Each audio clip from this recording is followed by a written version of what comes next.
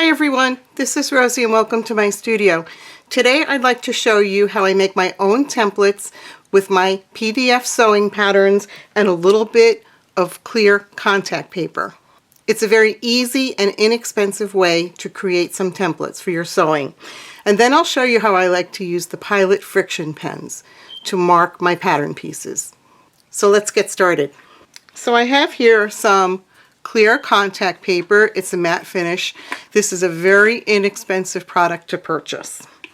So we're just going to start by unrolling the contact paper. Now it can be very curly, so you might want to ahead of time just let it sit flat for a little while. And then what we're going to do is we're going to cover our pattern pieces with the contact paper. You'll get started by printing out your pattern on your printer. Now whenever you print a pattern, always read the pattern instructions because it's going to give you very specific directions on how to set your printer to ensure that your pieces are the correct size. Now there's usually a registration square. This is one of my own patterns.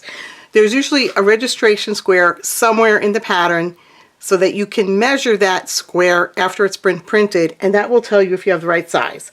So in my particular pattern, I have a 2-inch registration square. So after printing, I just measure it to make sure that it's exactly 2 inches and measure it in both directions. So you would measure this way and this way. You're going to start by peeling the paper off of one side. And I actually have the sticky side facing up right now. Okay, and then you'll take one of your pattern pages, and you certainly don't have to do this to the whole page. You can cut out your pieces roughly so that you're not wasting any paper. But this contact paper is so inexpensive that I really don't have a problem with just covering the whole sheet. And then from the opposite side, you'll just take a bone folder or one of your point turning tools for sewing and just burnish it out to make sure that there are no bubbles in it. Then once you have that done, you're going to take a second piece of contact paper. Again, I have the sticky side up here. Okay. And now I'm going to lay down the opposite side. And so what this is doing is it's encasing that paper between 2 sheets of contact paper. And then I go ahead and burnish it again. You can see I had a few little bubbles in there, but it really just burnishes right out. And then once you have that done, you just simply take your scissors and you'll start cutting out your pieces. Now if when you're placing down your paper pattern you suddenly, just get it in the wrong spot, don't worry, because this is very forgiving. It'll peel right off with no problems. So here's just a couple of my pieces. I did not prepare all of them, but you can see that they're very flexible, they're very durable, and it gives you a very nice edge to trace around. This one here is a template, and I was able to cut out the window, and again, it'll give me a very nice edge to trace around from my template. Now, I'm going to mark with the Frixion pens, but you need to know that Frixion pens, Pilot Frixion pens, were not meant to be used on fabric. So you need to use them with a lot of caution.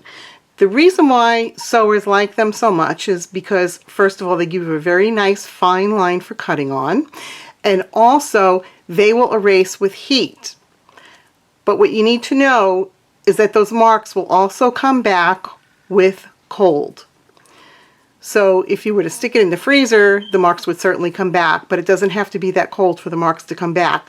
So the only place I will ever mark with these are on a cutting line or within my seams and only on the back of the fabric. So let's take a piece of fabric that I already have here. It's just some 100% cotton quilting fabric, and I have it lined with or fused with some woven fuse interfacing. And I can just simply take my piece, lay it down on the fabric, and then with the Frixion pens, they actually come in different colors. I'm using black. You just push down the clicker to engage the ink, and then I can just trace very easily around my piece.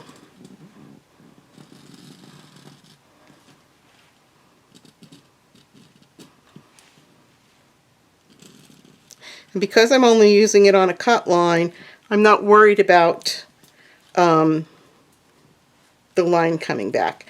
Now, if you hold your pattern piece down, you shouldn't have any trouble. If you're a little bit worried about it being a little slippery, you can put some double-sided tape on the opposite side and that will hold it down very well for you. So once that's done, you can go ahead and cut out your piece. Now just to demonstrate, I'll show you how easily it comes off with the heat. So this actually is a pressing pad from Cricut. It comes in different sizes. I will put some links down below if anybody wants to purchase one. And that is an affiliate link. You just take your iron and it goes right away. So that's basically it. I really am loving using these templates made with the contact paper. If you are wanting to cut the pieces out with a rotary cutter, I wouldn't recommend it. You don't really have enough of an edge there to follow it with the rotary cutter.